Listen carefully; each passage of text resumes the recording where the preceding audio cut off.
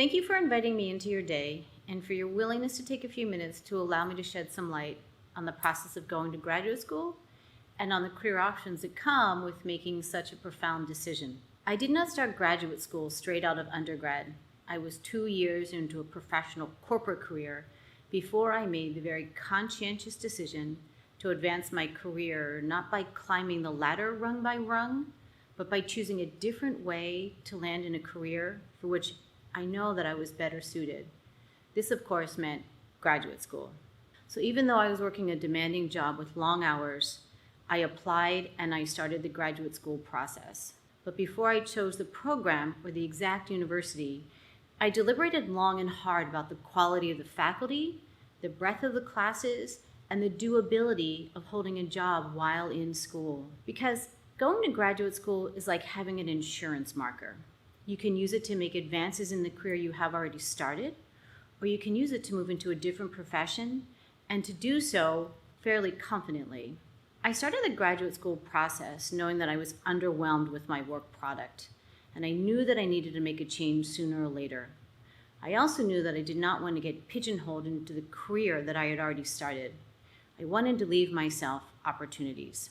So the takeaway from that is, go to grad school because you have a yearning to do so, and set your sights on giving yourself career options. So firstly, I decided what field within the humanities I would study. I looked back upon my undergraduate days and realized that the discipline I thought had the most merit in terms of career goals was philosophy. Why? Because it involved classes that had made me think critically, write surgically, and read deliberately. So I knew that if I took a graduate degree in this field, I would be equipped to choose a career in an area of interest, which originally included law or politics. I chose neither, but I still read and study those areas extensively. So the takeaway, ladies and gentlemen, is to start your grad search with a vision. Know what your strengths as a student and academic are. Ask yourself, what will make me competitive in any job market or cycle? There are a number of academic and practical skills that are learned in graduate school, such as intense time management, always being on the lookout for opportunities to network, real-life budgeting, of course, loving caffeine, and ways to strengthen your skills as a public speaker, writer, researcher, and negotiator. Graduate school is a wonderful opportunity to expand your network because both faculty and students are now your reliable resources. All you need to do is impress them. Additionally, the soft skills you learn in graduate school will be the same skills that you can transfer to the workplace. You'll learn how to be active, innovative, and career-focused. Doing career presentations will come naturally to you. Writing reports for your division will be fairly simple. Articulating a concise argument and taking a deep dive into where your team is headed will now seem like second nature. In the workforce, your value is your analytic skill set, which is sharpened. Why? Because you chose the humanities for graduate school. But before you start your graduate school search, decide what the skills are that will match the profession you want to have.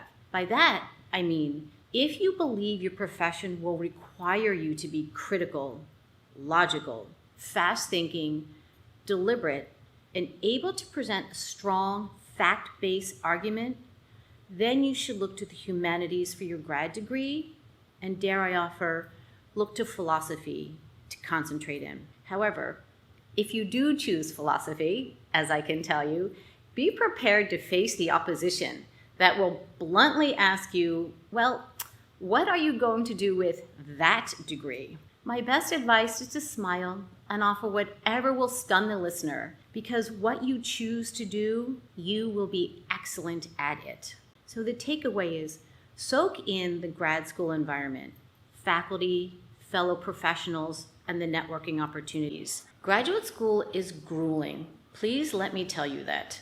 I spent 7 years in academic programs feeling like somebody was chasing me with a big stick as I ran down a field as fast as I could. If this may sound dramatic, but it's true.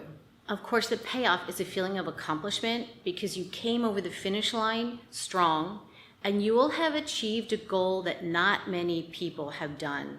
For that, You will feel powerful, and remember that you have something called education, and no one can take this from you. This is an invaluable asset. In grad school, I studied the writings of Euclid, Socrates, Plato, Aristotle, and a host of other thinkers, as you can see. I have a fond memory of spending days with my classmates trying to disprove one of Euclid's first proofs in geometry. We went from the classroom setting to outside the classroom, and for days and days we tried to work this out. Thankfully, we were unsuccessful, but we were a whole lot smarter because of it. So now your thought is, where will grad school lead me? Well, let me tell you, the rewards from going to graduate school, particularly in philosophy, may not come immediately, but trust me, they will come. I have been offered, but more than that, I have created a host of opportunities simply because I went to grad school in philosophy. I am currently in a career and working at an academic institution where I genuinely love coming to work every day. I have started other businesses, and they have been very successful, and I am getting ready to do so again this fall. If you decide that now is a good time for you to go to graduate school, I commend your decision. I wish you much success, and I invite you to reach out to me at any time. So the takeaway, ladies and gentlemen, is go. Go now. You will never regret it.